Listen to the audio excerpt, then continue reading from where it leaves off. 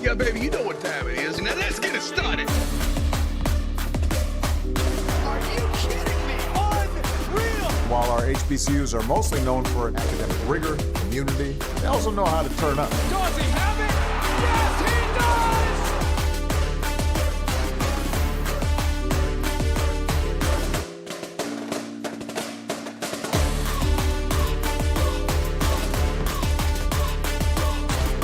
And that might be the knockout punch.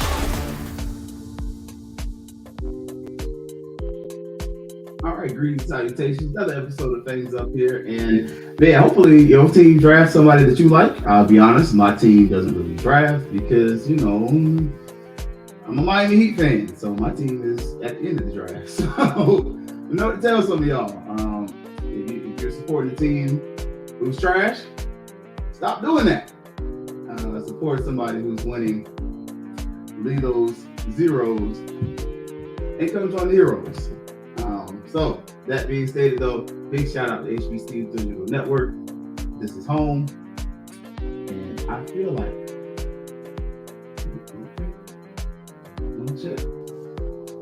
all right, there we go.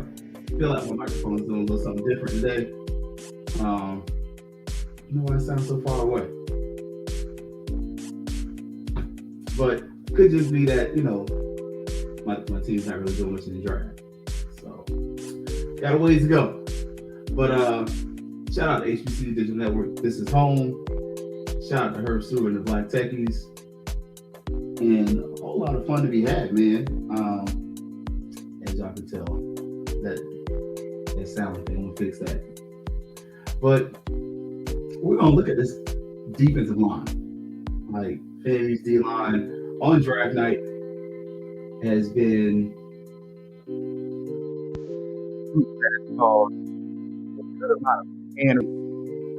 and has us maybe asking the question, like, is this the group that keeps on giving?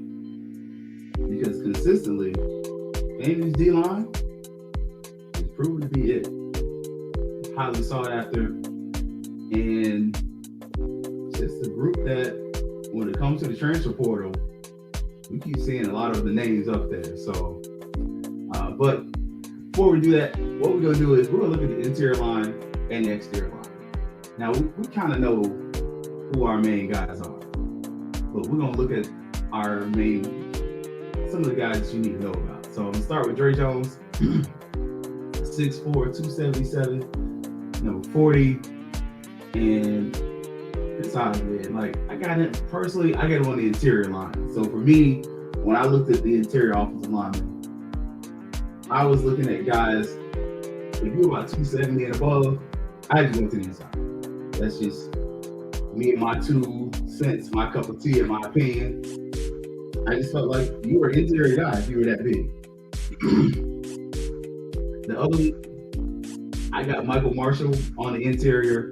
I also have Lorenzo Ruffin, and of course, General Hunt, Stanley Mentor, and James Ash. And the big ones, I ain't gonna lie, it's General Hunt. Like, General Hunt's gonna be the guy that a lot of us know about, a lot of us remember, a lot of us pay a lot of attention to. Like, it's definitely gonna be General Hunt. Like, just kind of where we are today.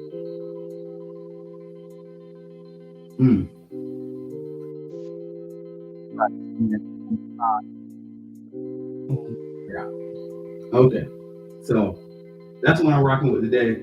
So y'all got to excuse technical difficulties. Not sure what's going on with it. I tried it out before, it was fine, and then it wasn't that funny. But those are my main guys, and I'll be honest, General Hunt is he's definitely my one.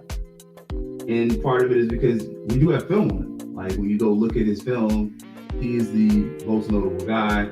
He is one of the players that has made a name for himself, really going back to the sophomore year. Like, sophomore year, like, General Hunt had a classic. Like, I ain't want to use no ESPN film. I ain't want to get no trouble.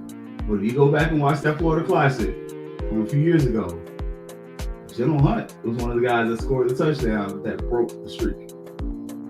him, BJ Bowler, like all those guys from that classic 2 years ago were some of the guys who just proved themselves.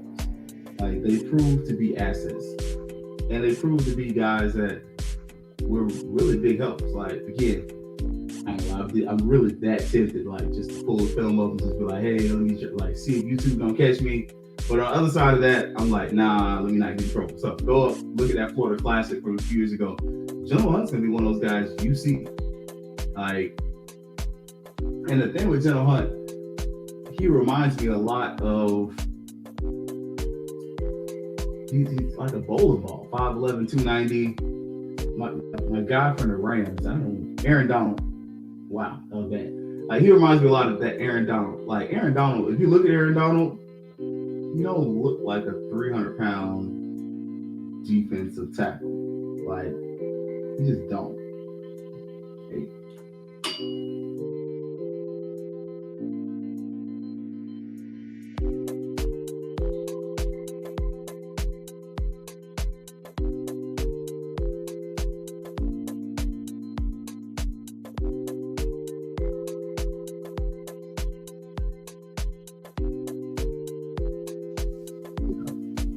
So that was me. I don't think he was defensive line wise. I wasn't looking at General Hunt like, oh man, he's huge. But when you see him, like,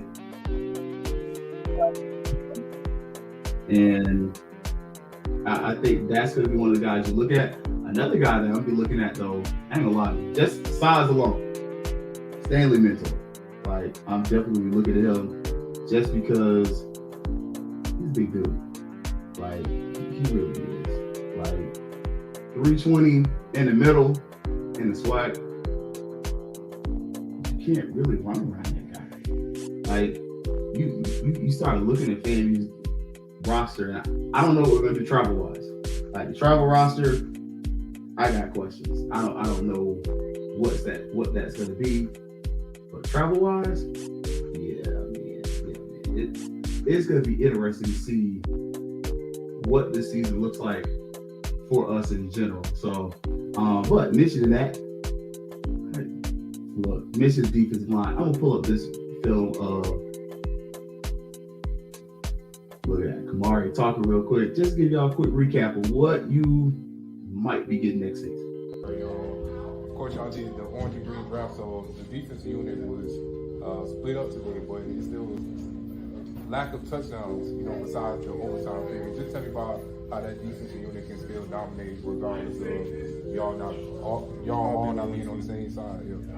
Luckily for me, I had guys like really big keys of the defense. So guys that you guys don't know about, Jordan Moore, he's gonna be a big part coming into this season. And I had some good returners like Kendall Bowler, Donald Hall, Javen Morgan. Just being able to be with some of the familiar faces, we was able just to get the younger guys on the same page. Communication is a lot when it comes to playing defense. Overall, just where do you feel like the unit's grown the most now, for instance? Like, are you saying defense or offense? Or just defense? Defense, I wouldn't say inside the box, from the defensive line to the linebackers. Just that front seven, the chemistry that we're starting to build, it's going to be very hard for people to move the ball in the front seven coming into this next season. Are you saying that because of how the game played out, where up until it's only one touchdown that was scored, right? Talk about that in terms of how the defense kind of basically was keeping the offense in check up to that point. So basically, my team, we had really, other than Jordan Moore, we had I don't want to say the starters, but pretty much of the main guys on the defensive line. And then the green team had, I want to say, the back end. So from the safeties to the linebacker. So it's running the ball starts up front. So for them being able to stop the ball with only linebackers, that's pretty good on them. And then for us being able to stop the ball with D-line and then just Jordan Moore, that's good. So just when that whole unit comes together, it's going to be very hard for people to move the ball on our front seven once we get the main seven that we're ready to go to war with pretty much. Looking ahead of here, we got quite a few months before we get to the fall. What's the focus here in terms of things you think you guys need to concentrate on to be ready? The little things and just us, it's us versus us. I don't really see nobody else. I don't want to. just us versus us. Just focusing on the little things, not looking too far down the road. Just one game at a time, and just getting into the season healthy is the biggest thing for us. All right. Any more questions? Appreciate it. All right, man. So that's Kamari there, and magically, all of a sudden, the voice audio fixed itself. I brought my old microphone back out. That's part of it. So I was like, we're not gonna do this today. So, but let me see. Make sure, just making sure. All right. We'll go with that microphone. Yeah, hate when you got technical difficulties like that. But you're able to see, like, in this case, especially when it comes to FAMU athletics, and look, y'all, it's a live podcast, so when something don't work, I gotta fix it. You're looking at the producer, talent and everything.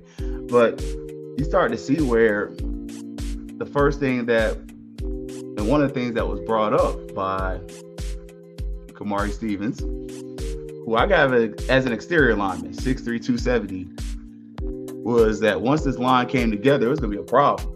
And congratulations if you're an Orlando Magic fan. They just made a pick. For better or worse, I don't know what that's going to do for you, but honestly, I give that team a few years. I think they're a few years away. Like, I'm not going to be that kind of hater today.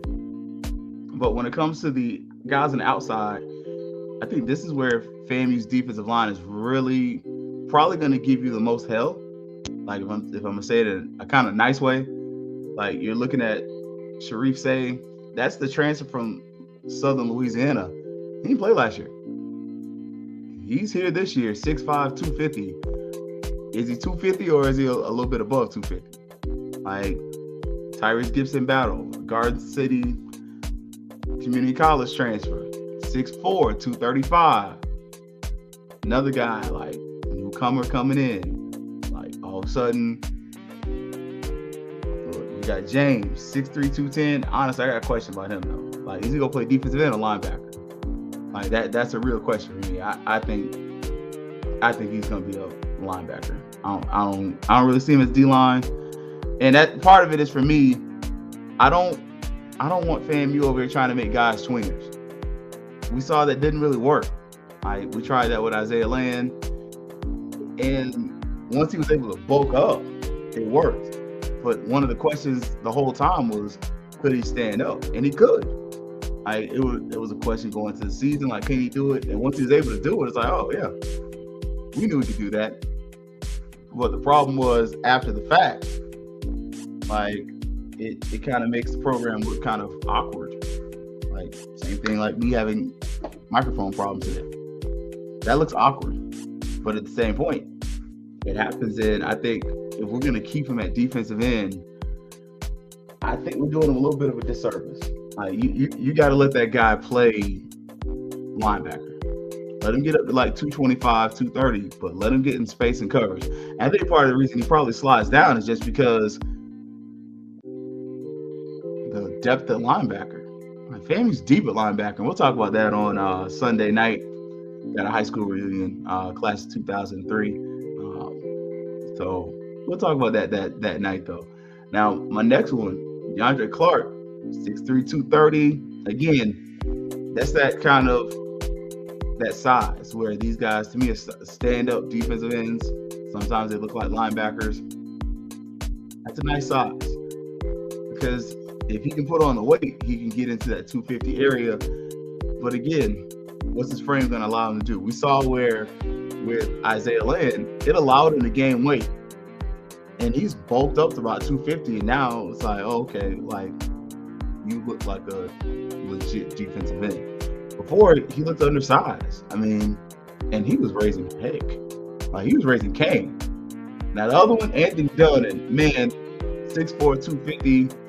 Anthony Dunn was almost MVP of the Florida Classic. I ain't gonna lie to you. Like, if it wasn't for Xavier Smith having the day and the year he had and everything like that, and I think in the Classic was when he goes over 1,000 yards, Anthony Dunn might have been your player of the game. Yeah, and I know my boy Gerald for the Democrat, look, he was like, quietly, Anthony Dunn. And I was like, yeah, but I'm giving it to Zay. Like, Anthony Dunn, go back and watch that Florida Classic from last year. Like, it's something about the Florida Classic being a breakout game for defensive ends at Florida A&M University that it just happens. Like, all of a sudden, our guys go here, they come down to Orlando, and they show out. And they did that. I mean, we saw that. And that was just what that was there. And then Kamari Stevens. Like, Kamari Stevens was probably the most sought after player on this year's roster. I mean, what other player that was on the FAMU roster this year was sought after by other schools as far as he was at UCF. He was offered by Arkansas State. I mean, you saw the airplane flights on his Twitter page where he was saying, hey, this is where I'm at. And then he came back to FAMU. And you were like, all right, cool. I'm glad that you came back. Glad you thought it not robbery to stay a Rattler. But also, one of the things that he did, I would do this for most fan bases, he commended Rattler Nation as far as handling his desire to transfer, not as a bunch of people that just didn't want to be there and like, oh, well, F you leaving us. It was like, no, bro, that's what's best for you, go do it, man. You a Rattler, we support you. And I think that was different. That was something that allowed us to stand out. And, oof, look. Trey, I ain't gonna lie. That's my sleeper. Like, I ain't gonna lie. Going into the Florida Classic, comatose on Anthony Dunn. But yeah. Dunn is my dude that if you're not paying attention to, he's gonna be able to get some sacks because of Kamari. Like some of what you saw with guys playing on the other side of Isaiah Land at times, I think that's what you're gonna get with Anthony Dunn. Being on the other side of Kamari Stevens, but also having a General Hunt that is healthy, prayerfully, going to the Orange Blossom Classic, along with having interior linemen. FAMU's got legit defensive linemen that are 300 pounds. Like, and it's not 300 pounds from back in the day. Like, y'all know, FAMU used to have 300-pound offensive defensive linemen. And we thought it was fat. Like, they were strong, but they was walking around with some bellies. Like, General Hunt's 290, and he's got the Aaron Donald build of like, he kind of yoked. Like, he's not a fat 290. Like, I mean, any person who lift weights can tell you. Like, I know my body. When I lift weights, I stay about the same weight nowadays. I mean, I hit my 30s, so it's not like when I was a kid and I would jump up from like 170 to like 190. But it felt like, you're like, I'm thinking you're like, 190, trying to be nice. Like, no, it's like 290. And if he told you he was 265, you'd be like, I believe that. Like, it's there. Like, the FAMU strength and conditioning program, it's been doing something. And look, they're trying to add somebody. Look, I got questions. But look, I saw AD Sykes put up there something today. 60 to 70 stacks.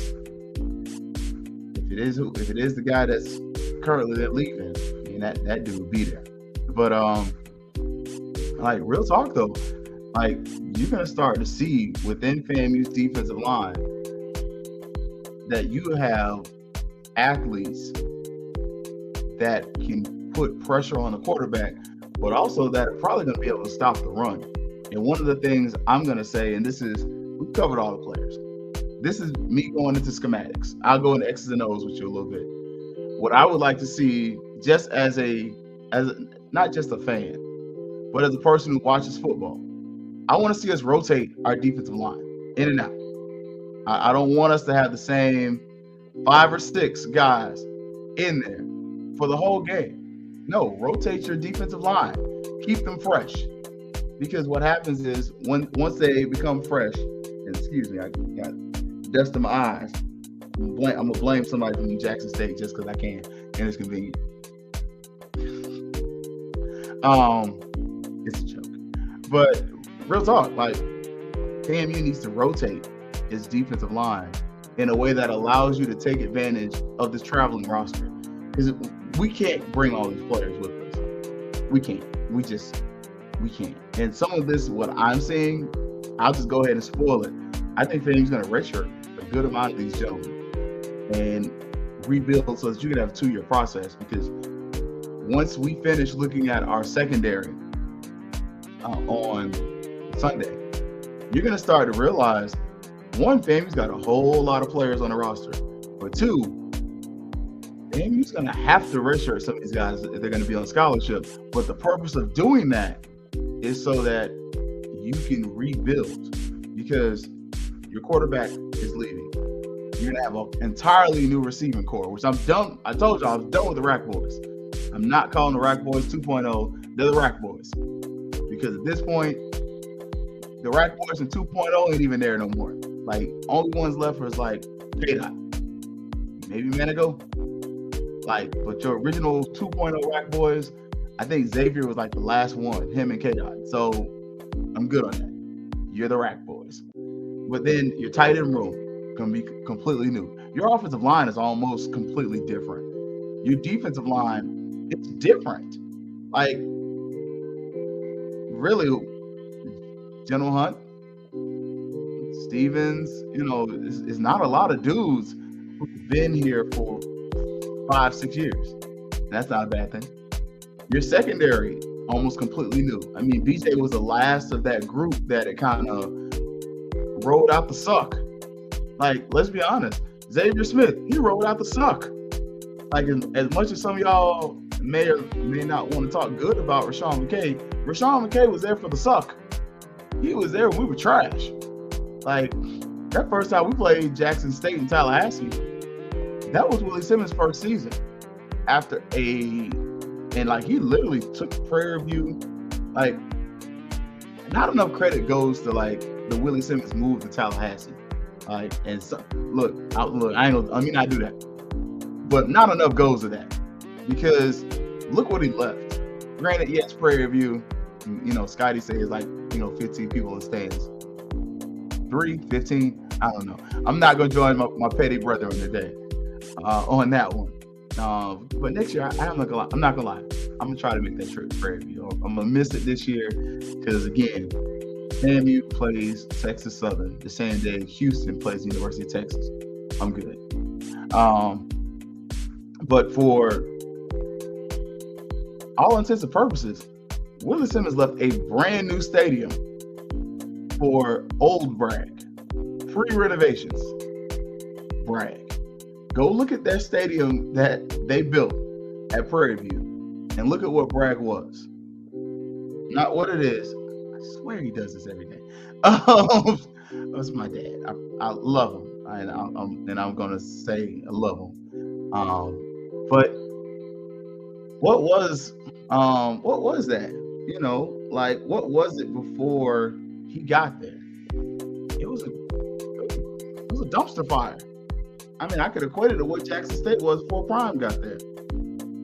If I'm being honest with you, like, before Prime gets to Jackson State, it's a dumpster fire. It is. I mean, and once he gets there, the program is relevant again. But it kind of was what it was. We just don't. Hopefully, the sound is the sound. I swear, y'all, he calls every episode at the same time. Like, I don't know. Love you, pops. But yeah. But at the same point, like, FAMU's rebuilding a roster, and they're doing it through the transfer portal, and they're doing it through things that, as McGriff pointed out yesterday, ONG Strike Zone. If you didn't check that out, go back and check them out. I didn't get to catch all of it. I did catch the latter bit of the ONG Strike Zone. I was in the Alumni Association meeting myself. I ain't gonna lie, I was catching that out. Catching up on that. But the stuff that is being done is just reinventing the wheel, just redoing what's already been done. Go to the transfer portal, get really good talent, bring it to FAMU, maximize it. We saw this on the offense, but we also saw this on the defense as well. I mean, most notably with FAMU, you're going to look at the quarterbacks. That run of quarterbacks FAMU had that should have included Willie Simmons was really based on what wasn't the transfer portal, but was Division I transfers.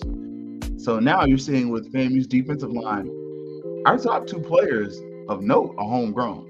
Like Kamari Stevens, General Hunt, that's homegrown talent. But then you start, again, go back and look at, especially on your outside there, Anthony Dunn's homegrown, but I'm just saying, Tyrese Gibson battle. I'm just saying. Ooh, I like your question. Do I think any freshmen have a chance to play this year?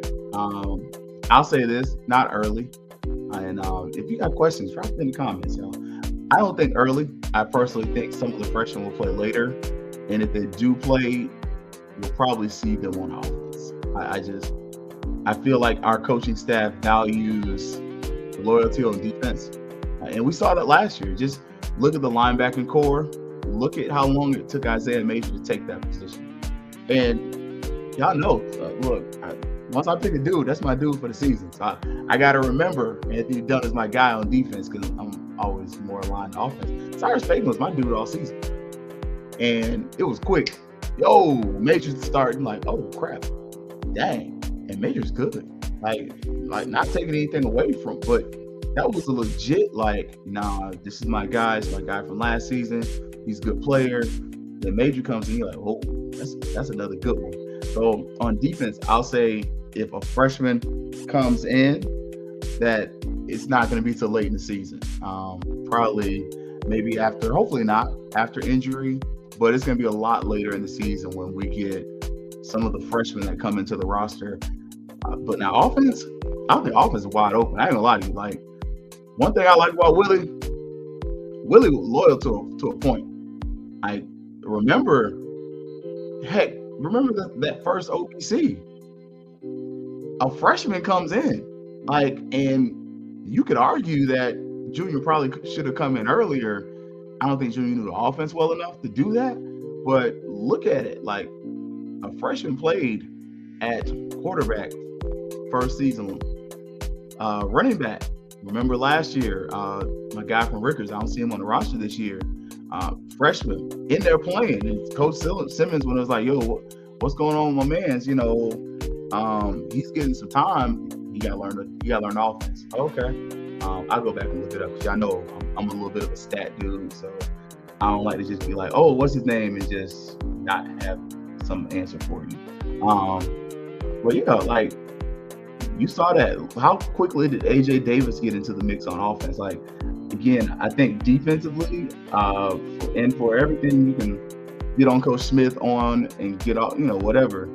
One of the things about him is he is a little bit loyal. He can be a little loyal to his guys, and that's there you go. Thank you, DeAndre Francis. Yeah, he's not on the roster this year. I'm not at liberty to say why. It's not my business. I know I don't spread rumors. I either share my opinion or I spread facts, but I don't spread rumors. But yeah, Francis, and you saw the game changer he was. Offensively, I think some of those young receivers, as long as everybody's eligible, some of them freshman receivers might get in. I mean, shoot, look at TJ Demas just thrown into games, and TJ Demas, that's my offensive lineman. I'm sorry, that's my guy in the offensive line. TJ Demas played guard, center. He played every position. I believe he played everything but tackle. He might have played tackle as well. Pretty much from the North Carolina game to the end of the season. So you start to see defensively, you're not going to get a lot of freshmen into the game. Offensively, don't be surprised. Willie's not. I'm trying to say the right way to say it, because what I want to say is that he's not loyal. Willie Simmons is loyal. He is. We saw some of that with Rashawn McKay. But what Willie Simmons is also, he's going to put the best person out there. And he's going to try to put the best talent out there.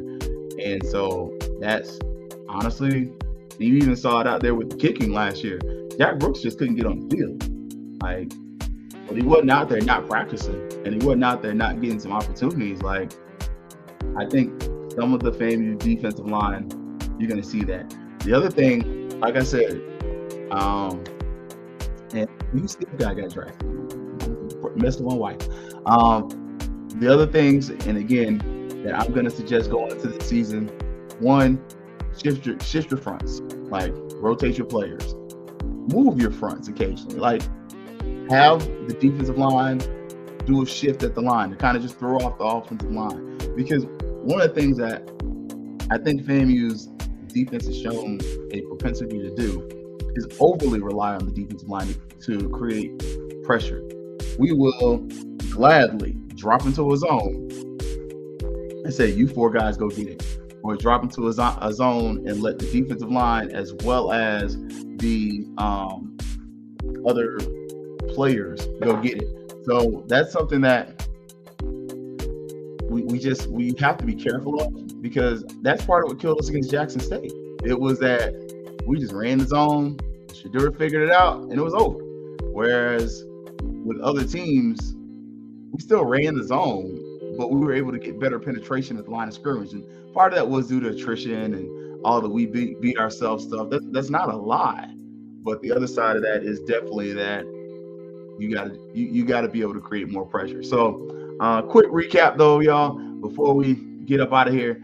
I looked at the defensive line. I broke them up into interior, exterior, and I purposely didn't name full-time starters. I think General Hunt's gonna start. I'm gonna give you that. I feel like interior is gonna rotate a bit, but if I'm being honest, as a fan, I don't want General Hunt in there every play. He's shown that he has an injury history.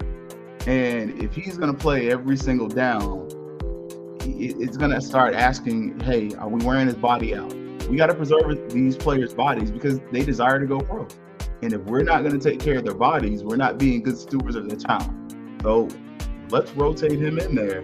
But when I'm looking at Stanley Mentor 320, James Ash going to be a player too. That's another guy I'm looking at. You got Lorenzo Ruffin in there, Marshall, and Dre Jones another one. And Dre Jones, I believe, can play inside and outside. The only reason I put him on the inside was because he's at 277. But Dre Jones can slide both sides. And the fun part is having a defensive line that is this deep. To me, promotes good things going forward. Now, on the exterior line and the exterior players, man, FAMU's 4 or 5 deep there. On both sides, you can literally go just like, man, yeah, I know I be leaving my Xbox over there, my Xbox controller where y'all can't see it. But in the room here, I got the old Xbox where I can play my NCAA. Look, that's the 2 defensive ends on both sides. You know how some of y'all do. If you like me, you got 2 left ends, you got 2 right ends, you might even have 3. FAMU's that deep this year on the defensive end position. And you can really rotate your left and right defensive ends between your 4 to 6 and really not lose much. You literally have guys where there are questions like, hey, what's Kamari gonna give us in run stopping? I hear some of my friends over there talking trash. It don't be me. It'd be my friends saying that. But I was like, you ain't wrong. But I asked that with any defensive line. I think Kamari, I give him a shot.